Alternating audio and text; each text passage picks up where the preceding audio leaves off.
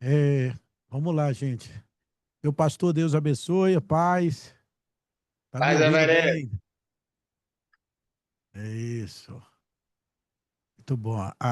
Minha câmera tá fechada aqui, mas eu tô aqui configurando, mas tá dando aqui para ver. A imagem aí tá ótimo, top. E vamos Amém. que vamos.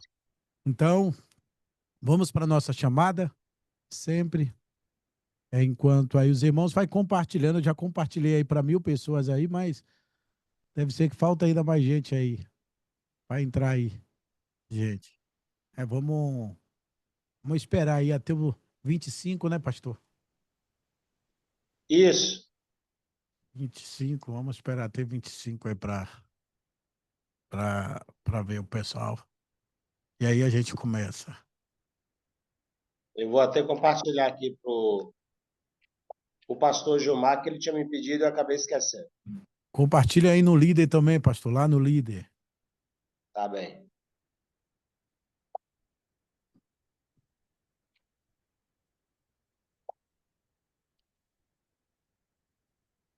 Qual líder que o senhor está falando?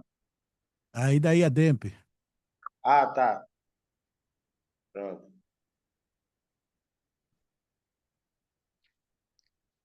Eu já compartilhei. Pronto, tá bom. Tá bem, reverendo.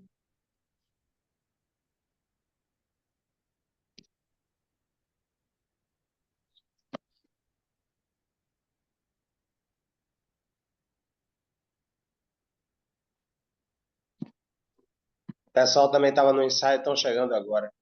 Daqui a pouco.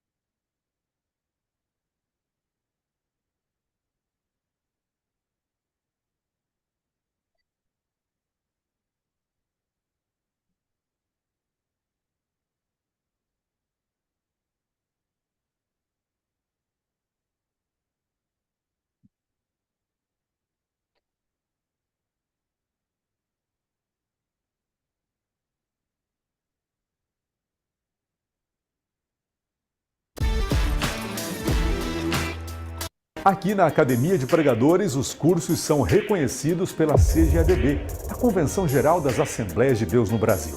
Acesse o site e faça sua matrícula. Segundo Samuel, capítulo 9, diga: eu creio no que a Bíblia diz. Versículo 1, na tradução que possuo, diz assim: disse Davi, uma pergunta: resta porventura alguém Ó, o homem da que vai estar pregando casa hoje de aqui Saul num congresso para de que avivamento eu e use missões em de Jabaquara, bondade para com ele, por amor de Benção. Jonatas? para dar um Havia um terra. servo na casa de Saul, O cujo senhor conhece, nome pastor, era ele? Ziba. Chamaram-no que viesse a Davi. Rapaz, Perguntou eu acredito que eu o já rei: ouvi. és tu Ziba? Diz que é bom, diz que já Respondeu: pregou. eu Pregou mesmo, na vigília seu do Bom servo. Samaritano 2 vezes. Disse-lhe o rei: Eu Aí estava só vendo o não prega vídeo de. dele há no YouTube aí. alguém Uma ainda benção aí. que restou ou que É da sobrou nossa terra, da viu? casa Bahia de só tem canela de Saul, fogo. para que use eu da bondade de Deus para com ele? Então Ziba respondeu ao rei: ainda há um filho de Jonatas. Pronto. É, só para os irmãos. Reverendo, na hora que o senhor quiser começar, Bora. Eu vou começar agora. esteja à vontade.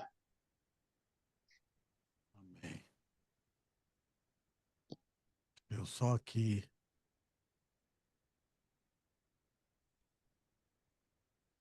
Pronto. Ah, o pessoal tá chegando aí agora.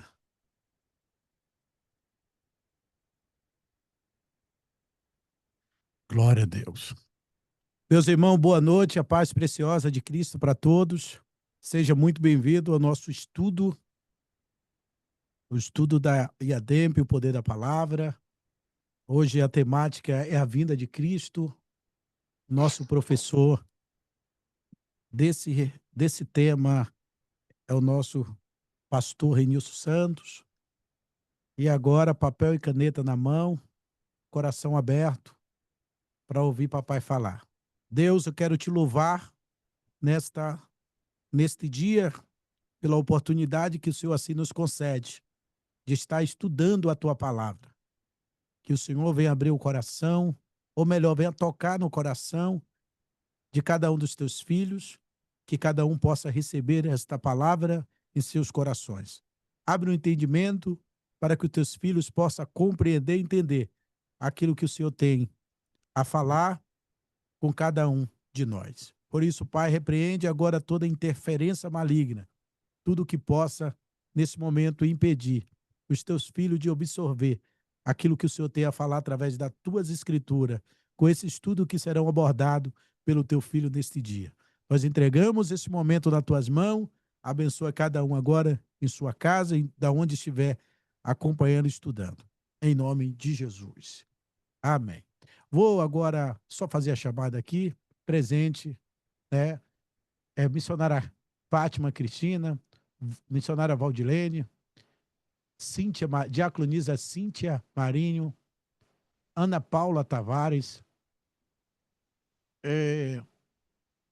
Ângela, Lívia e Fabrício, pastora Guta Miranda, Chuchu, aí, Raquel Lima, missionária Raquel Lima, Charliene, Labareda de Fogo aí, ó. Kaeli Fernandes, Sandra Santos, usuário do Zoom, no caso aqui é Jamile pela foto, Renilson Júnior, Kelly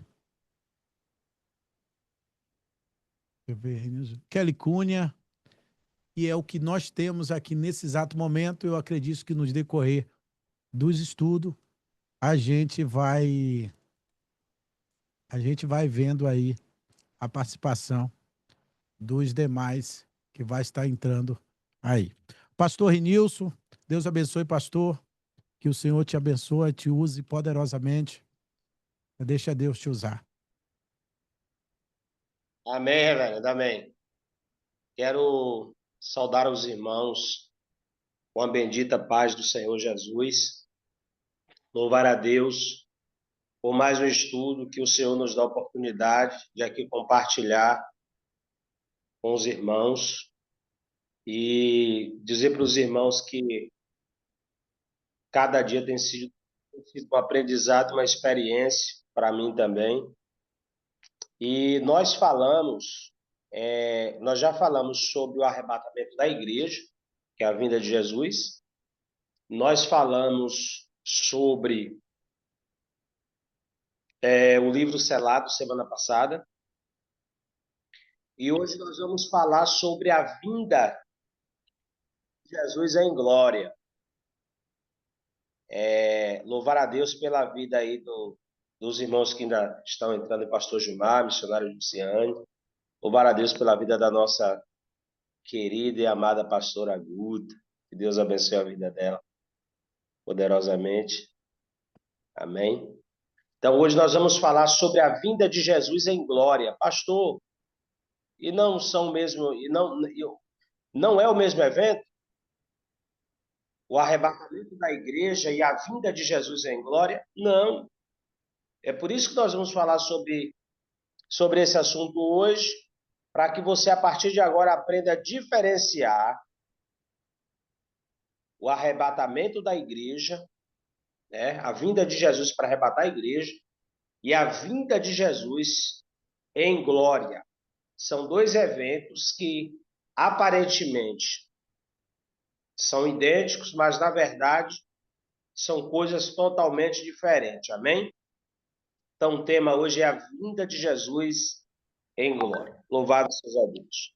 Quero ler com os irmãos Mateus capítulo 24, o Evangelho de Jesus Cristo, segundo Mateus, segundo o relato de Mateus, capítulo 24, e o versículo de número 30, glória a Jesus. Mateus 24, e o versículo de número 30, nós estaremos lendo. Esse texto, depois nós vamos ler mais 2 textos, glória a Deus. Diz assim a palavra de Deus, Mateus 24, versículo de número 30. Então aparecerá no céu um sinal do Filho do Homem, e todas as tribos da terra se lamentarão, e verão o Filho do Homem vindo sobre as nuvens do céu, com poder e grande glória. Ora, lê mais uma vez. Então aparecerá no céu o sinal do Filho do Homem, e todas as tribos da terra se lamentarão, e verão o Filho do Homem vindo sobre as nuvens do céu, com poder e grande glória. Bom, eu queria dizer para os irmãos que aqui esse versículo, ele já dá uma distinção muito clara a respeito da vinda de Jesus para arrebatar a igreja e a vinda de Jesus em glória. Aqui está dizendo que quando ele vier sobre as nuvens do céu com poder e grande glória, né? Muitas pessoas lamentarão. Por quê? Porque aqui está falando de uma vinda que é visível. Aqui está falando de uma vinda que as pessoas vão erguer os olhos para o céu e vão contemplar o nosso Jesus, o nosso Cristo. Só que desta vez, que é a que nós estamos falando hoje, difere da vinda do arrebatamento, porque na vinda do arrebatamento, o arrebatamento é secreto, Jesus fica nos ares, os mortos em Cristo ressuscitam, os vivos são transformados em corpos glorificados, todos encontram Jesus nos ares e ninguém vê Cristo. A igreja some e ninguém vê o evento. Essa é a diferença. Só que a vinda de Jesus em glória é um assunto, é um evento completamente diferente. Que nesse dia todos os olhos da terra verão o Filho do Homem vindo com poder e muita glória. Amém? Agora nós vamos ler Apocalipse capítulo 19, 11 e 19, 14. Glória a Deus. Apocalipse capítulo 19, versículo de número 11 e o mesmo capítulo e o versículo de número 14. Diz assim: E vi o céu aberto, e eis que um cavalo branco, o que estava sentado sobre eles, chama-se Fiel e Verdadeiro, julga e peleja com justiça. E viu o céu aberto, eis que um cavalo branco, o que estava sentado sobre ele, chama-se Fiel e Verdadeiro, e julga e peleja com justiça. O versículo de número 14 diz assim: E seguiam-no os exércitos que há no céu, em cavalos brancos e vestidos de linho fino, branco e puro. E seguiam-nos exércitos que há no céu. Por quê, pastor Renilson? Porque quando Cristo vier, a sua glória, quando Cristo vier, que a vinda de Jesus em glória, o assunto que nós estamos falando hoje, ele não vai vir só. Para arrebatar a igreja, não existe um texto que diz que Jesus vai vir acompanhado de anjos, de ninguém. Ele vem para arrebatar a igreja, encontra a igreja nas nuvens, mas para a vinda de Jesus em glória, que é o evento que nós estamos falando hoje, Jesus vai vir com milhares de seus santos, com a igreja que já foi arrebatada, que já subiu para o céu, com os mortos que foram ressuscitados e com um exército incalculável de anjos. Amém? Vamos ler outro texto aqui para a gente entrar no assunto. Quais são os propósitos da vinda de Jesus em glória? Judas, versículo de número 14. Como você sabe, Judas só tem um capítulo, né? Então a gente sempre faz questão de mencionar só os versículos. Então, Judas, versículo de número 14, diz assim: e destes profetizou também Enoque, o sétimo depois de Adão, dizendo: eis que é vindo o Senhor com milhares de seus santos. Glória a Jesus. Eu vou ler de novo. E destes profetizou também Enoque, o sétimo depois de Adão, dizendo: eis que é vindo o Senhor com milhares de seus santos. Então, esta vinda aqui de Jesus agora, né? Isso é chamado no mundo da teologia da segunda fase de Jesus, da segunda vinda. É assim que eles chamam. Louvado seja o nome do Senhor. Bom, eu li 3 textos com os irmãos falando a respeito da vinda de Jesus em glória. Esses textos você pode usar como base para refutar uma teoria, uma tese, ou para defender a sua crença, né? Nós lemos Mateus 24, 30, lemos Apocalipse capítulo 19, versículo 11, e o capítulo 19, versículo 14, e agora Judas, versículo de número 14. Agora vamos lá. No final, eu vou tentar, né, falar para os irmãos aqui a diferença entre o arrebatamento da igreja e a vinda de Jesus em glória. Ou melhor, as principais diferenças. Mas primeiro nós vamos estudar quais são os propósitos da vinda de Jesus em glória. Quais são os propósitos da vinda de Jesus em glória?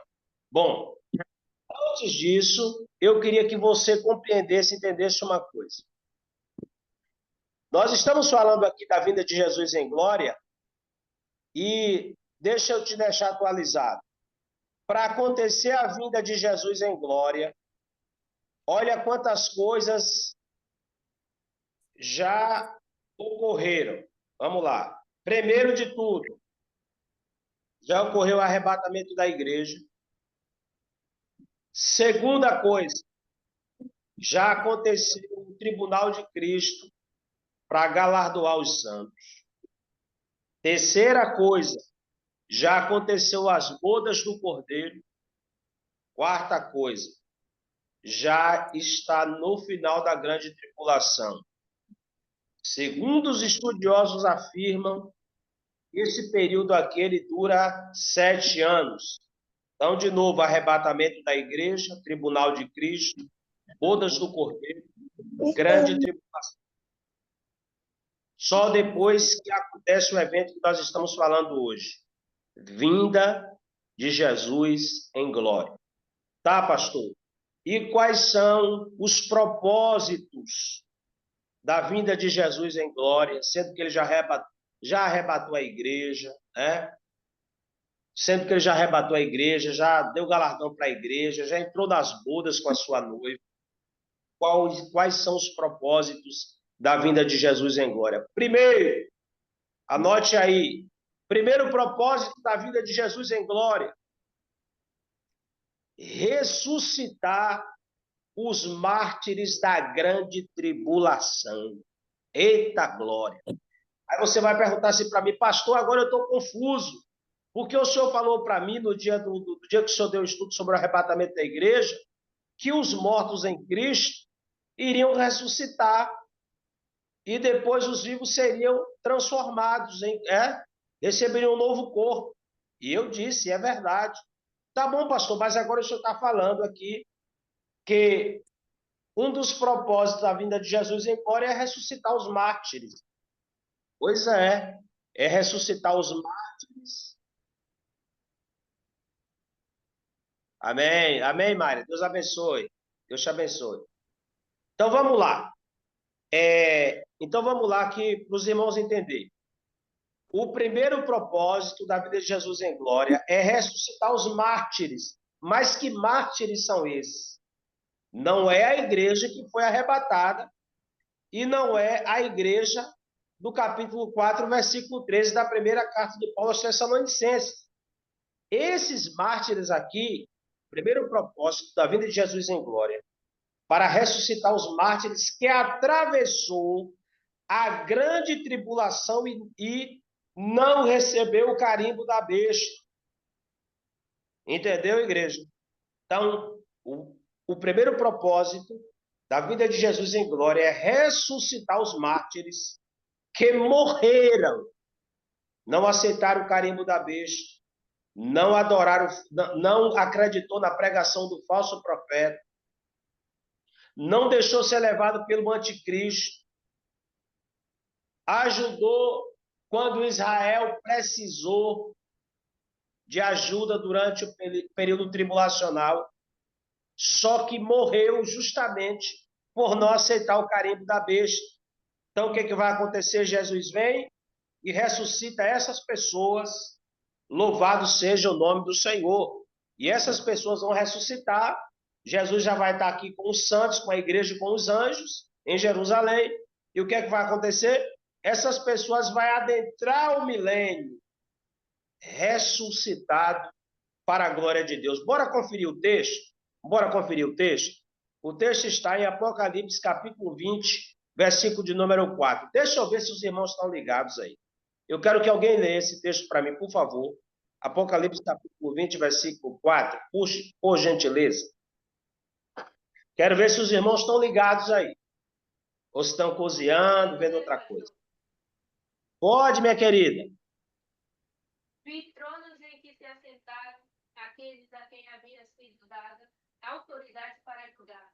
Vi as almas dos que foram decapitados por causa do testemunho de Jesus e da palavra de Deus. Eles não tinham adorado a besta, nem a sua imagem, e não tinham recebido a sua marca na testa, nem nas mãos. Eles ressuscitaram e reinaram com Cristo durante 1000 anos. Amém. Obrigado, Deus te abençoe, Kelly. Irmãos, olha que coisa linda. Olha que coisa linda. A diaconisa Keren leu, eu vou reler aqui juntamente com vocês. E vi tronos, e assentaram-se sobre eles aqueles a quem foi dado o poder de julgar, e vi as almas daqueles que foram degolados pelo testemunho de Jesus e pela palavra de Deus. Agora vem, tem uma vírgula e continua. E que não adoraram a besta, nem a sua imagem, e não receberam o sinal na testa, nem na mão, e viveram e reinaram com Cristo durante 1000 anos. Por que que esses salvos aqui não são os salvos da primeira carta de Paulo aos Tessalonicenses 4, 13 a seguir? Sabe por quê? Porque a igreja não vai correr esse risco, não vai correr o risco de ser tentada a aceitar o carimbo da besta. Esse já é o período da grande tribulação. Só que essas pessoas que não subiram no arrebatamento, o que vai acontecer com essas pessoas? As pessoas que não aceitarem o carimbo da besta, a marca da besta, né, nem na testa nem nas mãos, as pessoas que não acreditar no falso profeta nem adorar o anticristo, essas pessoas, sabe o que vai acontecer com elas?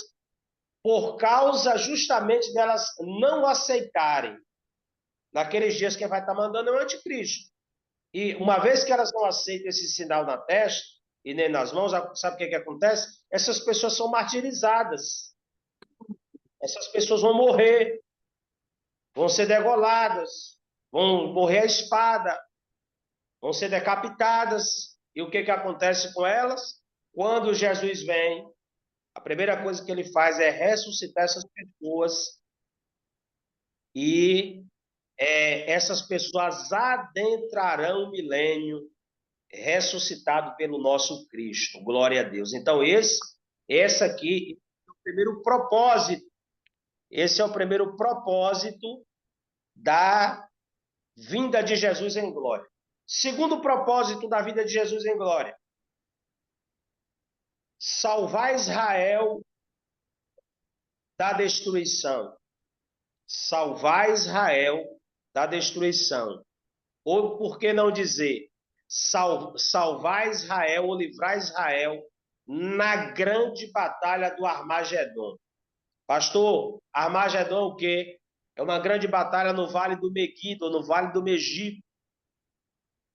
E nessa batalha estarão apontadas a maioria das nações confederadas estarão apontando seus canhões, as suas armas, suas bombas, seus mísseis para Israel.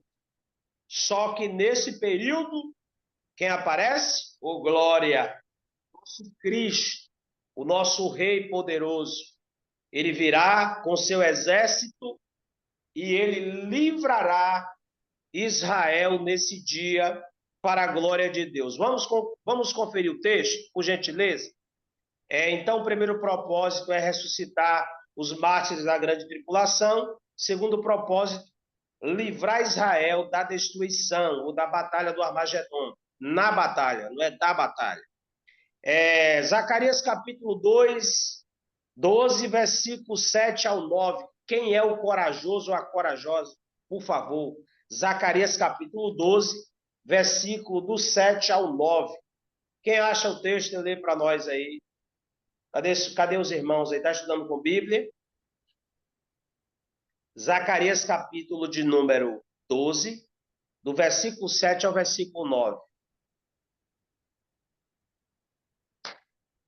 Aleluia. Maravilha. Se ninguém for ler, eu vou ler.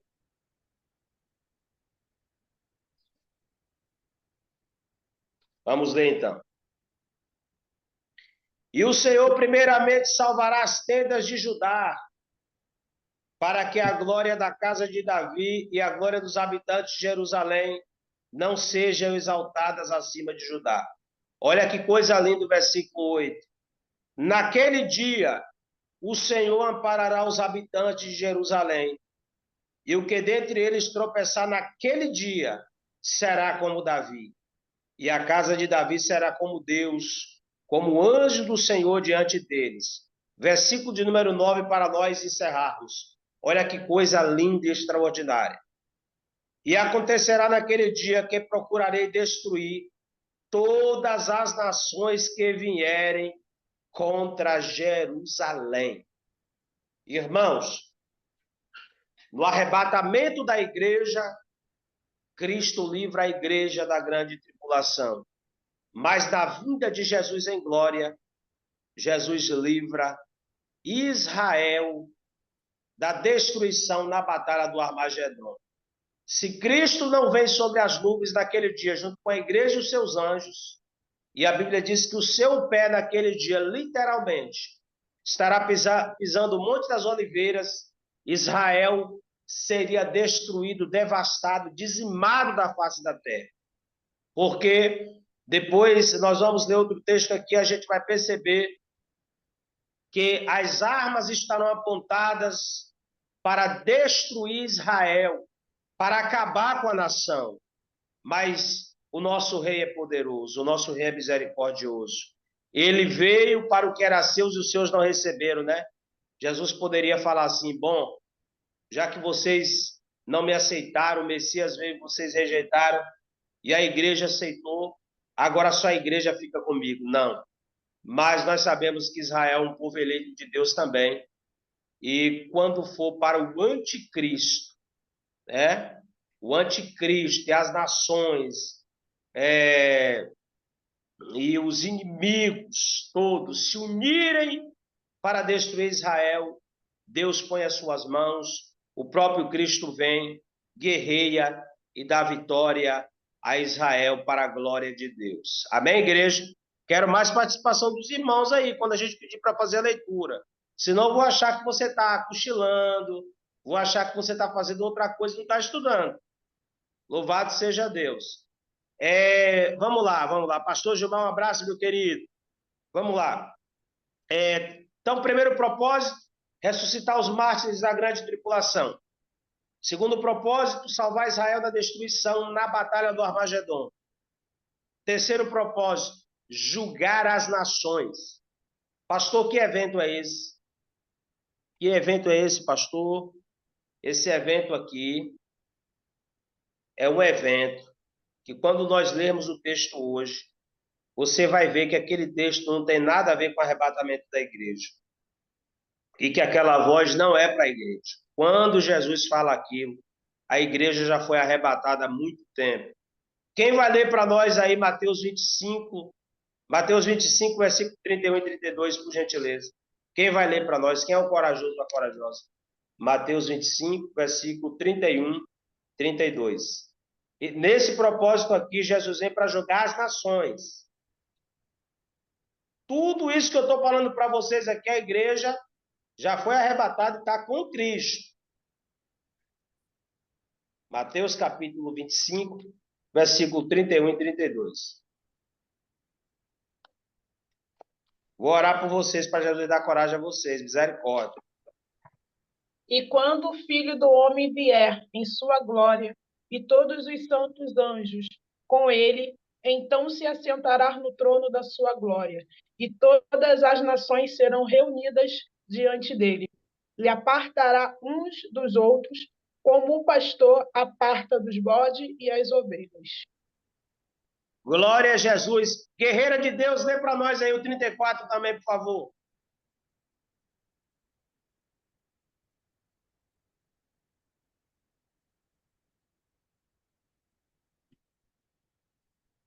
Acho que ela já saiu. Vamos lá. Olha que texto maravilhoso, irmãos. Olha isso. Isso aqui é quando Jesus, a sua vida em glória, né? A vida de Jesus em glória, o primeiro propósito, eu já falei, o segundo propósito eu já falei. Agora nós estamos no terceiro propósito, que é julgar as nações. Julgar as nações vivas. Isso aqui não é julgamento de morto, não, tá? Isso aqui não é o juízo final, não. Isso aqui é julgamento das nações. Todas as pessoas que estão vivas. Vamos lá. Eu vou reler aqui o que a irmã leu e você vai perceber novamente. Deus abençoe a minha querida aí que leu. E quando o Filho do Homem vier em sua glória e todos os santos anjos com ele, então se assentará no trono da sua glória. Que trono é esse, pastor Renilson?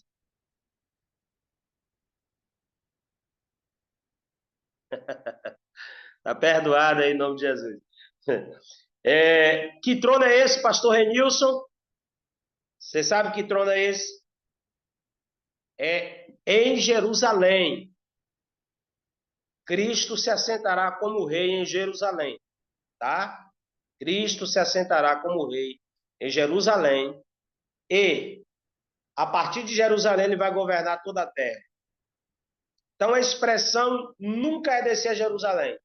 A expressão certa é sempre subir a Jerusalém, porque em breve o nosso rei vai se assentar lá e reinar a partir de lá durante 1000 anos. Então, vamos lá.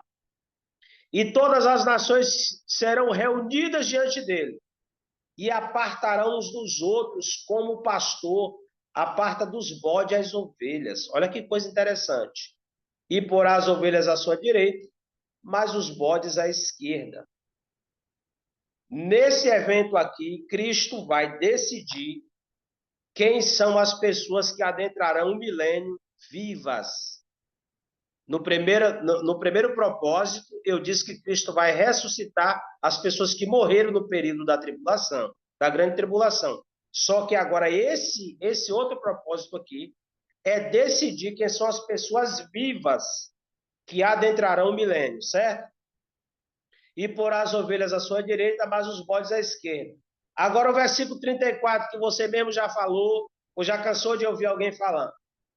Então dirá o rei aos que estiverem à sua direita: vinde, benditos de meu Pai, possuí por herança o reino que vos estáis preparado desde a fundação do mundo. Glória a Jesus. Jesus aqui, ele já está como rei. Jesus aqui já está como rei.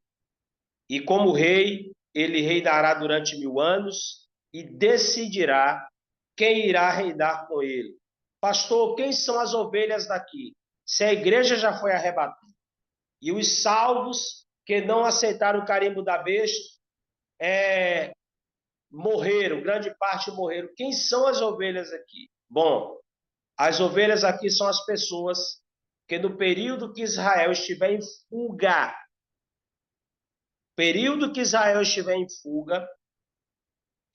e o que vai acontecer nesse período? Israel vai precisar de ajuda o máximo.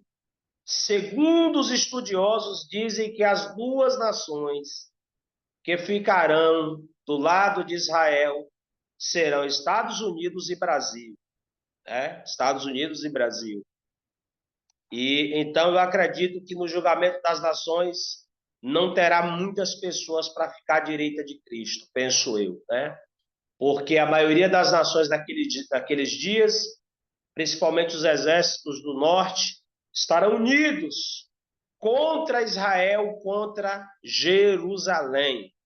Mas as pessoas, aí o texto diz assim, olha que coisa interessante, o contexto diz assim, ó, porque tive fome e deste-me de comer, tive sede e deste-me de beber, era estrangeiro e hospedaste-me. Por quê? Nesse período Israel vai precisar de muita ajuda, de muito refúgio. E com certeza Deus, ele já tem preparado aí, eu também creio que é Estados Unidos e Brasil, para dar suprimentos, socorro a Israel nesse período aí. Glória a Jesus. Agora vamos lá para o quarto propósito. Então vamos lá, quem estiver anotando aí, ó, primeiro propósito da vinda de Jesus em glória é ressuscitar os mártires da grande tribulação. Segundo, salvar Israel da destruição.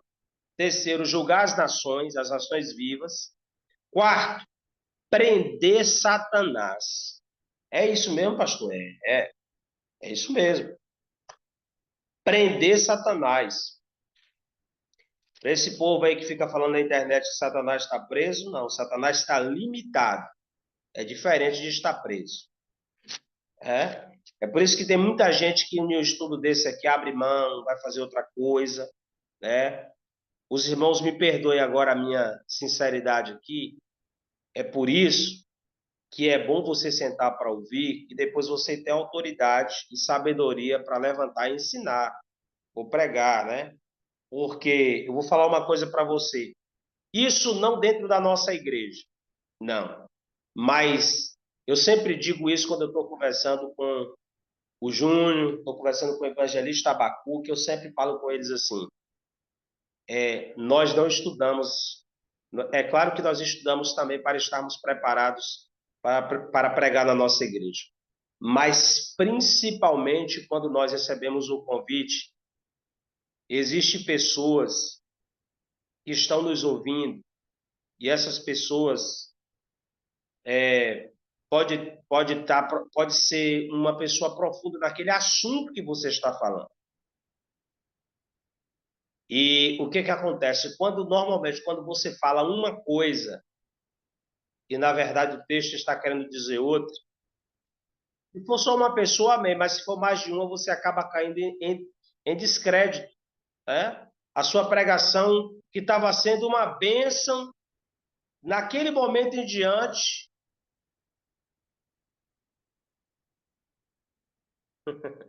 a Caíra está colocando aqui, pastor, é sério? Nós sempre aprendemos que Satanás estava preso. Não, a gente vai ler o texto agora. Satanás está limitado. Os únicos demônios que estão presos são os demônios que estão às margens do rio Eufrates, né? Ali tem, eu acho que 2 demônios que estão às margens do rio Eufrates. É o que a Bíblia diz que eles estão presos, mas Satanás está limitado, mas não está preso. E a gente vai ler o texto agora, né? Então, por isso que é bom a gente estar num estudo desse, né, irmãos? Para a gente, quando for falar alguma coisa, a gente ter mais propriedade no assunto, né? É sempre bom fazer, é sempre bom, principalmente os obreiros da igreja. Obreiros da igreja precisam sempre estar se reciclando. Por exemplo, eu estudei lá, sei lá, há 10 anos atrás, eu fiz um curso, só que a revelação de Deus ela é progressiva. A revelação de Deus ela é progressiva. E com isso, eu estou te dizendo o seguinte, que quanto mais passa o tempo e as pessoas vão estudando, as pessoas vão adquirindo mais conhecimento e Deus vai usando mais as pessoas em cima desse conhecimento. Certo? Então vamos lá. Então, pastor, alguém deve estar falando, pastor, para de enrolação e lê logo esse texto aí. Apocalipse capítulo 20, versículo de 1 ao versículo 3. Agora alguém vai ler. Agora alguém vai ler. Cláudia Varanda, a paz do Senhor, meu pastor, e a todos, desculpa o atraso, estou trabalhando. Amém, missionária Cláudia? Deus abençoe. Quem vai ler Apocalipse capítulo 20 aí até o versículo 3? Por favor. Agora alguém vai ler. Ei, pastor, pode ler? Pode ler, meu amado. Deus te abençoe, Nico. E vi descer do céu um anjo que tinha a chave do abismo e uma grande cadeia na sua mão. Ele prendeu o dragão, a antiga serpente, que é o diabo e Satanás, e amarrou-o por 1000 anos. E lançou no abismo e ali o encerrou. E pôs selo sobre ele, para que não mais engane as nações, até que os 1000 anos se acabem. E depois disto, importa que seja solto por um pouco de tempo. Olha aí a prova. Cadê a Caélia? A Caélia deve estar aí, do outro lado. Irmãos, obrigado, Nicolas. Irmãos, isso é sério, né? Isso é sério, né? Apocalipse, na verdade, não deveria ser um mistério para a igreja. Apocalipse deveria ser um dos livros mais estudados pela igreja. Justamente para a gente tirar qualquer tipo de dúvida. Olha aqui. E vi descer do céu um anjo que tinha a chave do abismo e uma grande cadeia na sua mão. Ele prendeu o dragão, a antiga serpente, que é o diabo e Satanás, e amarrou por 1000 anos. Por quê? Porque nesse período de 1000 anos é o período do reino milenial de Cristo. E é claro que Cristo vai estar reinando aqui na Terra, junto com a sua igreja, com os santos, com as pessoas que adentraram o milênio. Cristo não vai querer que nesse período o diabo esteja atrapalhando a vida de ninguém aqui. A Bíblia diz que será um tempo que a terra se encherá do conhecimento do Senhor. Aí vem, e lançou no abismo, e ali o encerrou, e pôs selo sobre ele, para que mais não engane as nações, até que os 1000 anos se acabem, e depois importa que seja solto por um pouco de tempo. Bom, esse seja solto por um pouco de tempo é outro assunto, é batalha de Gog e Magog, que ele será, que ele vai sair depois e ainda vai enganar mais algumas pessoas. Mas isso é assunto para outro dia. Então ficou claro aqui que o quarto propósito da vinda de Jesus em glória é prender Satanás. Pastor, prender Satanás e quem mais? É claro que quando a Bíblia diz prender Satanás, é claro que qualquer poder das trevas nesse período será manietado, será repreendido por Deus. Se diz que está prendendo o chefe, com certeza os menores, né, lá deles, com certeza também não farão nenhum mal nesse período, porque Deus deu autoridade a um anjo, eita que anjo forte, hein, irmãos, para descer e colocar Satanás na prisão. Glória a Jesus. Quinto propósito, lançar as duas bestas no lago de fogo. Apocalipse 19, versículo 20. As duas bestas aqui é quem, pastor? Anticristo e falso profeta. Outro dia eu falo sobre esse assunto, irmãos. Por quê? Porque o anticristo, quando ele estiver enganando as pessoas, e todo mundo sabe que o anticristo ele vai estar possuído por um espírito maligno, mas ele é uma pessoa, vai ser uma pessoa muito poderosa, assim, influente. Os estudiosos dizem que o governo dele ele vai conseguir unificar as moedas, ele vai trazer uma aparente paz, que é chamado dos 3 anos e meio da metade da semana, da metade da última semana de Daniel. E nesse período dos 3 anos e meio, ele vai só enganar para conquistar e dizer que ele é o melhor governo de todos os tempos. Só que chega uma parte que ele já está com ele já conseguiu enganar tantas pessoas que ele carrega ao lado dele, ao invés dele ser um político, só um político mesmo normal, ele vai ser um político que não vai trabalhar no âmbito só do poder secular. Ele também vai querer poder de religião. E para ele adquirir esse poder de religião, ele vai ter um falso profeta do seu lado que vai operar sinais, que vai operar milagres. E o que é que vai acontecer? Quando esse falso profeta estiver operando milagres, muitas pessoas adorarão o falso profeta e o anticristo. E o que é que Jesus vem quando Jesus faz quando ele vem? Olha o que a Bíblia diz em Apocalipse capítulo 19, versículo 19 e 20. Quem vai ler para nós aí? Quem vai ler? Quem vai ler isso? Glória a Jesus. Estudo abençoado. Se ninguém for ler, vou ler. Pastor, Rapaz, cadê esse capítulo, povo aí? qual é o livro, pastor? Apocalipse capítulo 19, versículo 19 e 20.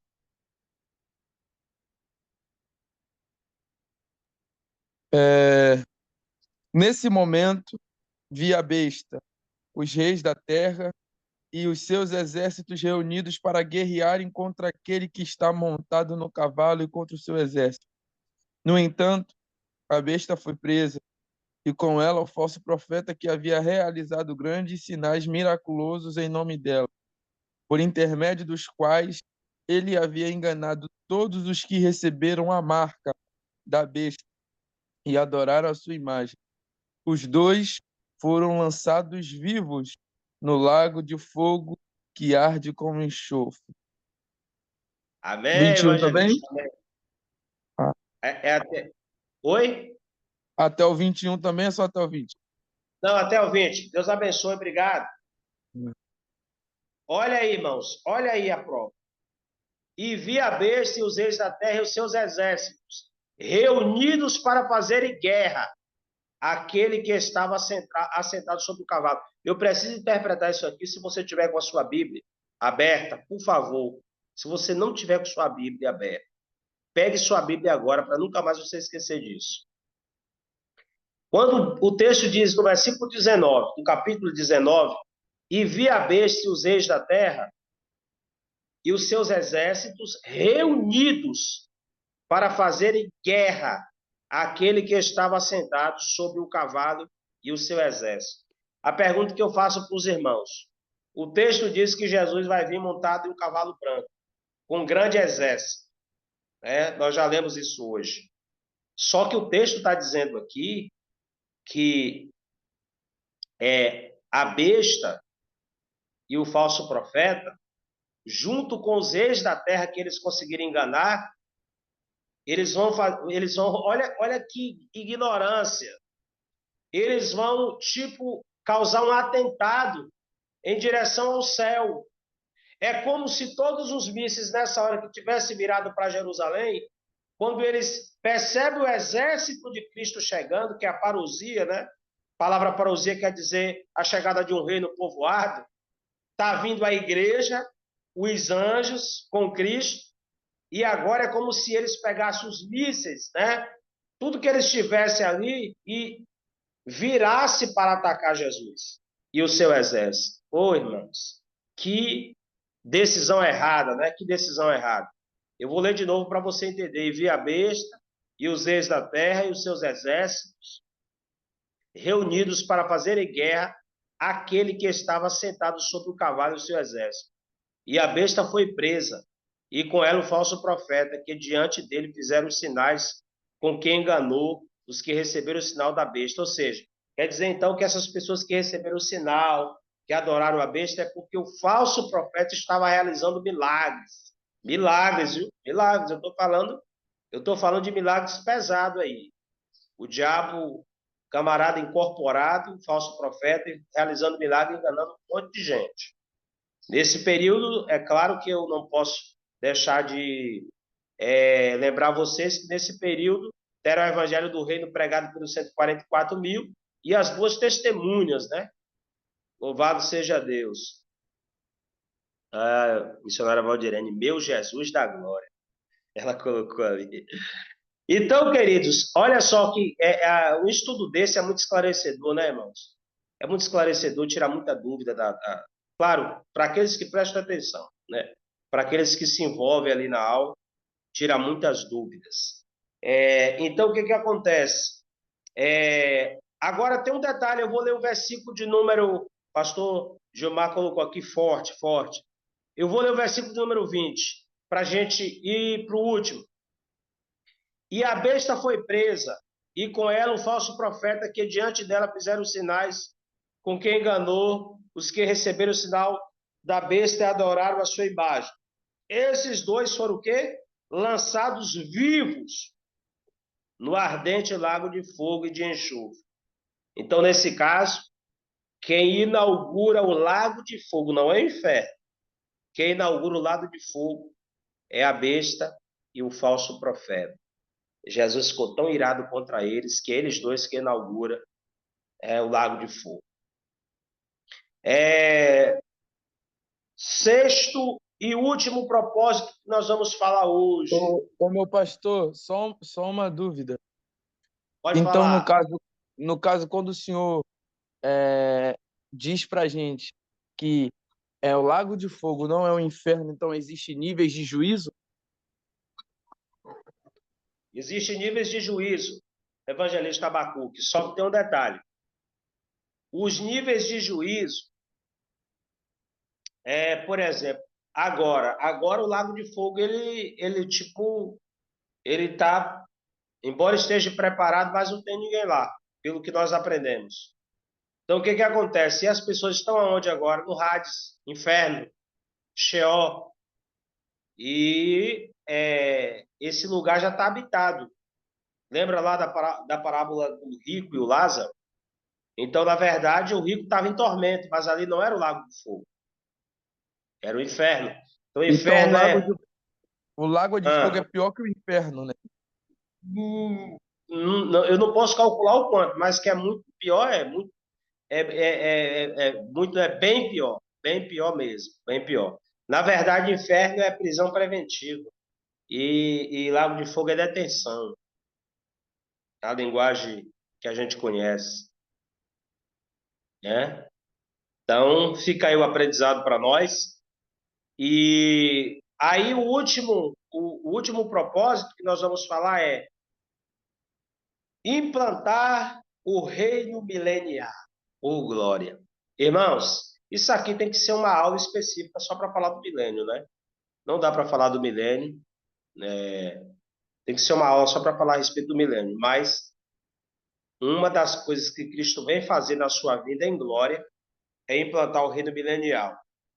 E o versículo 4 do capítulo 20 diz assim: e vi tronos, e assentaram-se sobre eles aqueles a quem foi dado o poder de julgar, e vi as almas daqueles que foram degolados pelo testemunho de Jesus, pela palavra de Deus, e que não adoraram a besta nem a sua imagem, e não receberam o sinal na testa nem na mão, e viveram e reinaram com Cristo durante 1000 anos. Então será um período de 1000 anos que Cristo reinará com a sua igreja, com os seus escolhidos, com os anjos, e a igreja arrebatada, que eu já falei, que terá corpo glorificado igual ao corpo de anjo.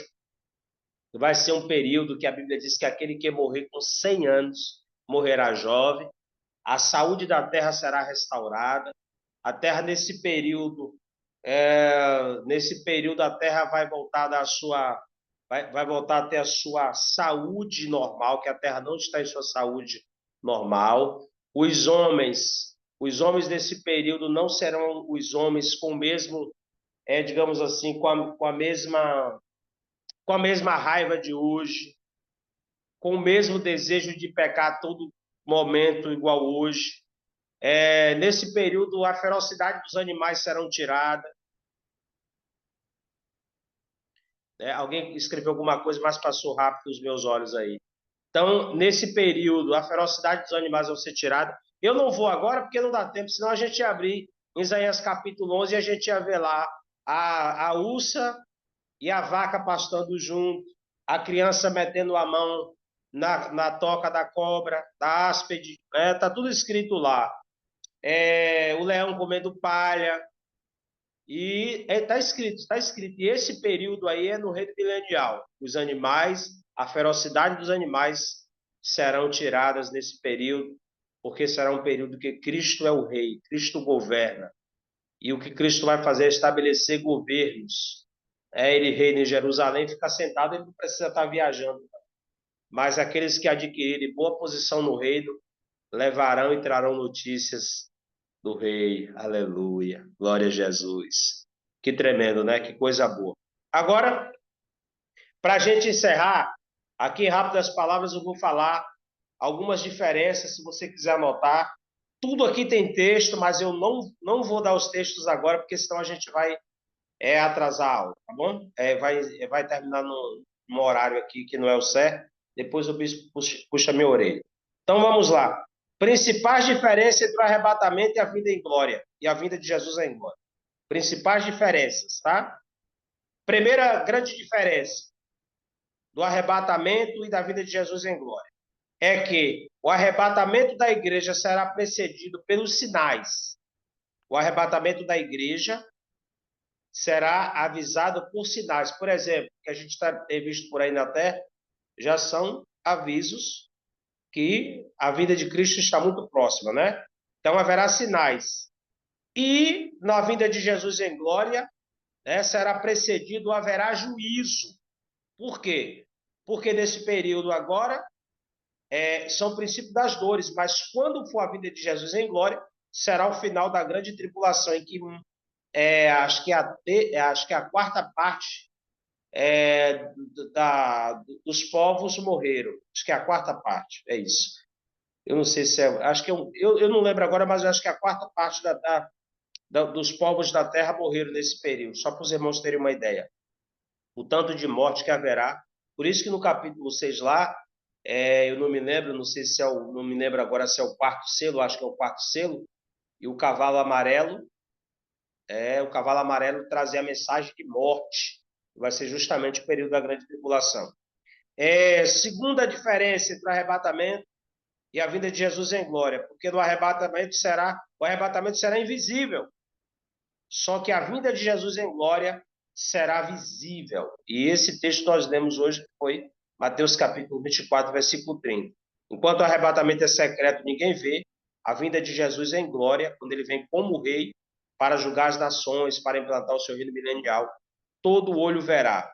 Terceira diferença entre o arrebatamento e a vinda de Jesus em glória é que o arrebatamento será antes da grande tribulação e a vinda de Jesus em glória será depois da grande tribulação. Quarta diferença é que no arrebatamento Jesus vem buscar os santos. Na quarta diferença, Jesus vem buscar os santos. E enquanto da vinda de Jesus em glória, Jesus vem com os santos. Certo? No arrebatamento, Jesus vem buscar os santos. Na vinda de Jesus em glória, Jesus já vem com os santos para remir Israel e implantar o seu reino milenial. Quinta diferença, no arrebatamento encontraremos Jesus nos ares, mas na vinda de Jesus em glória retornaremos com Jesus, com ele, né, à terra. Olha que coisa interessante. Pastor, e quando eu vier de lá com Jesus e pisar nessa terra de novo aqui, o que é que vai acontecer comigo? Você já vai estar com o corpo glorificado igual anjo. Você não será mais contaminado por nada. Sexta diferença. No arrebatamento, Jesus livrará a igreja da grande tribulação. Isso aqui é interessante. Ó. No arrebatamento, Jesus vem e livrará a igreja da grande tribulação. Só que na vinda de Jesus em glória, Jesus vem livrar Israel na batalha do Armagedon, que é Zacarias capítulo 14, versículo 3 e versículo 4, né? Jesus vem livrar a igreja no arrebatamento e na vinda dele em glória ele vem para livrar Israel. Sétimo, no arrebatamento Jesus ficará nos ares. Na vinda de Jesus em glória, Jesus vem até a terra. Sabe aquelas imaginações que o povo fica falando aí que Jesus nunca mais pisa nessa terra, que essa terra está cheia de pecado, não sei o que, irmãos. Lugar que Jesus é poderoso, ele consegue pisar em qualquer lugar e não ser contaminado. Quanto a isso, pode ficar tranquilo e em paz. E quando ele voltar aqui, ele volta para implantar o seu reino milenial e sarar a terra. A terra vai ficar sarada, limpa, né? Por isso que João disse, viu um novo céu e uma nova terra. Oh, glória. Oitava diferença. Jesus vem do arrebatamento, Jesus vem para galardoar a igreja, certo? Os santos. e na vinda dele em glória, Jesus vem para julgar as nações. Em todas essas diferenças, você percebe que o arrebatamento é só bênção para a igreja. E a vinda de Jesus em glória é bênção aqui, pelo que eu percebo, só para Israel e as pessoas que não aceitaram o carimbo da besta. O restante aqui, a maioria, tudo é juízo de Deus, tudo é juízo do céu. Nono lugar e última diferença entre arrebatamento e a vinda de Jesus em glória. Jesus vem como noivo do arrebatamento. E na vida de Jesus em glória, Jesus vem como rei. Por quê, pastor? Qual a diferença? É que como noivo, quando o noivo entra na igreja, o noivo está naquele dia com vontade de encontrar sua noiva. O noivo naquele dia não quer problema, não quer confusão. O noivo só quer ir até o altar, receber a bênção do pastor e depois ele ir embora para entrar nas bodas com a sua noiva. Já na vinda de Jesus em glória, que ele vem como rei, ele vem para guerrear, para fazer juízo. Muitas pessoas nesse período vão morrer também. E principalmente as pessoas... peraí. Keren que colocou, quer fazer uma pergunta? Keren? Graça e paz, pastor. Boa tarde. Boa tarde, paz. Quem está falando? É Kelly, de Nilópolis. Kelly. O senhor Paz, pode responder a dúvida da diaconisa Radassa? Ela escreveu no comentário. Espera aí que eu vou ver aqui que eu não tinha olhado, tá? Tá bom, amém. Amém. Vou ver aqui agora os comentários. Pastor, a dúvida da Radassa, só para o senhor pegar aí. Pastor, tendo em vista a situação que nós estamos lidando com a guerra de Israel e Irã, agora e os Estados Unidos também estão participando a favor de Israel, mas muitos outros países estão contra. Como nós cristãos devemos nos posicionar sobre isso e interpretar essa situação? Manda fogo, Vaso. Obrigado, Reverendo. Obrigado. Olha, então vamos lá. A guerra contra Israel em qualquer lugar do mundo. Se o Brasil resolver brigar contra Israel, nós não somos brasileiros, somos, né? Mas se o Brasil, pela Bíblia, se o Brasil quiser brigar contra Israel, a gente não pode ficar do lado do Brasil. Não existe amparo bíblico nenhum para uma nação brigar com Israel e Deus aprovar. Pelo contrário, a Bíblia diz que paz tem aqueles que oram por Jerusalém. Certo? Agora, vamos lá para a pergunta. Keren disse assim, que de forma nós devemos nos posicionar? Existe, Keren, eu penso assim, se eu e você, Keren, nós fôssemos políticos poderosos, a nossa arma seria caneta, conversar com chefes de Estado, disponibilizar um exército, se a gente pudesse, para ajudar. Essa seria a nossa posição. Só que, como nós, como igreja, mas nós sabemos a nossa limitação financeira, de poder, de voz, de tudo, o que a gente pode fazer? É orar por Jerusalém, orar por Israel, apresentar a Deus a causa.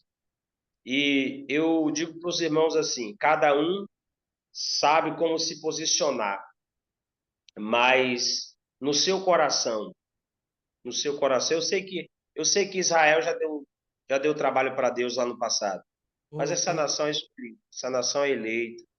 Pastor, Sim, bispo. Não tirando o senhor da conclusão da resposta aí, mas assim, o que acontece? Eu percebo que eu posso estar enganado, mas eu venho com isso no meu coração e na minha mente concernente toda essa situação. Eu acho que o guarda de Israel, ele não dorme. E Certo, ele não precisa de ninguém se juntar a Israel para defender Israel. Eu acredito que Israel certo, já tem um exército celestial que guarda aquela nação, né? Agora, essa certo. questão de ajuntamento, de uma nação querer se ajuntar para defender Israel na guerra, eu acho que isso aí já é uma coligação política. Acho que é uma coligação política. Eu acredito que Israel sozinho ela consegue se defender porque existe uma palavra sobre essa nação. Existe uma palavra sobre essa nação. E pelo fato de ter uma palavra que Deus guarda, eu acho que Israel não precisa, vamos dizer assim, dessa ajuda de exército. Agora, se eu estiver enganado dentro de uma interpretação bíblica, aí o senhor pode me corrigir. É o que eu penso, é o que eu penso. Não adianta Estados Unidos entrar, não adianta entrar, porque não vai. Toda a revolta que acredito. Foi tido um estudo que o senhor deu aí, que toda a revolta das nações em apontar o canhão para Jesus, eu acho que vai ser justamente por causa da questão de Israel. Não vai ser quando o canhão estiver apontando lá no vale Do Vale do Megiddo, Megido, né? Então, pastor, me certo. explique. Se o senhor tiver alguma coisa a me esclarecer, fica à vontade. Não, eu concordo com o senhor plenamente a respeito que Deus ele é poderoso para livrar Israel. O senhor até citou o Salmo, né? Que o guarda de Israel, esse que não dormitará. Dormitará ali nem cochila, né? Só que o que acontece? Deus tem o poder para dissipar qualquer inimigo de Israel. Só que a questão de se aliar é uma coisa que Deus permite. Sabe por quê, bispo? Porque, na verdade, os inimigos. Sabe o que é que Deus faz nessa hora, bispo? É porque Deus dá a oportunidade dos amigos, dos aliados e dos inimigos se revelarem. Essa é a questão. Tá entendendo, reverendo? É a Uhum. questão quando Deus dá. Diz assim, agora os inimigos põem a cara e agora os aliados aparecem. E não pense o senhor, por isso que eu falei o Brasil. Porque no Brasil agora, e aqui eu não estou querendo fazer politicagem aqui no estudo, mas pelo menos o atual governo lá do Brasil não é a favor de Israel, não, viu? Não é a favor de Israel, não. Ele já deu várias declarações que eles são a favor do Hamas, né? E de outras coisas aí. Mas isso não vem ao caso agora, porque a E intenção aqui aqui também, não. pastor, aqui também não é não, viu? Pelo menos Pois quando é.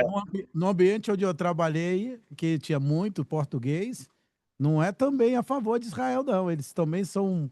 Eles nem. Eu ouvi um ainda dizer assim: quem é esse Jesus aí que vocês falam? Também não é a favor, não. Nós estamos em uma nação também que, infelizmente, pode ser até vítima aí de entrar dentro de uma situação como. Nosso Brasil, sim, nosso Brasil, por mais que as autoridades não tenham, mas a autoridade é minoria, diante da maioria que é a favor de Israel. Agora, aqui é só Jesus na causa também. É isso. Apareceu uma mensagem aqui: o tempo acabou. Ô,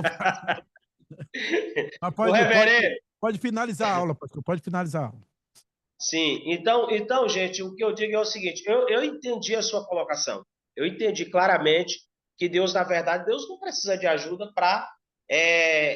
digamos assim, para acabar com o inimigo de Israel. Só que também a gente percebe que é uma forma de Deus falar assim, ó, os aliados se manifestam e os inimigos se manifestam. E Deus, e o que acontece? E Deus vai punir. Os inimigos de Israel, Deus vai punir. Os inimigos de Israel, os inimigos da igreja. Nós estamos falando aqui uma linguagem. Eu já falei isso na igreja, quando a gente estava no estudo de escatologia na igreja, presencial, e agora a gente voltou aqui pelo Zoom. Uma coisa que eu quero falar para os irmãos. O Jesus que morreu na cruz, como cordeiro, que deu salvação para a gente, essa fase passou. Quando Cristo vier na sua glória, que essa vinda aqui, que ele vai vir na sua glória, que ele vai vir em glória, que ele vai vir com o exército. Irmãos, outro dia, hoje não, mas outro dia a gente vai falar um pouco sobre a ira do Cordeiro. Irmãos, Jesus vem para fazer uma limpeza. E ele vai pesar a mão. Ele vem como rei realmente. E é o que eu sempre falo, se o reino é de justiça, Quem foi errado, paga. Quem foi ímpio, paga. Quem foi contra Israel, paga. Quem foi contra a igreja, paga. Irmão, não vai ficar nada, nada, nada impune. Tudo vai ser cobrado por Jesus. E é por isso que a gente tem aquele texto lá em João, eu acho que é o capítulo 20. Não, acho que é o capítulo 5, versículo 20, que diz assim: E o Pai agora ninguém julga, mas ao Filho deu todo o poder de julgar. Olha que coisa impressionante. E o Pai agora ninguém julga, mas ao Filho deu todo o poder de julgar. Então, com essas palavras aqui, eu sei que se fosse a gente fosse aqui dar lugar aqui, eu sei que a gente ia lá para umas 10 horas da noite, eu sei que todos os irmãos querem fazer o seu comentário, mas o bispo já me falou uma coisa e eu carrego isso. É melhor a gente ficar com fome hoje, né? Com vontade, assim, nossa, eu queria mais, para você estar na sede na semana que vem, do que hoje a gente entregar tudo e você ficar. Missionária Raquel colocou profundo. Que Deus abençoe vocês, gente. Agradeço a Deus pela vida de todos que estiveram aí acompanhando. Que Deus em Cristo abençoe a vida de vocês.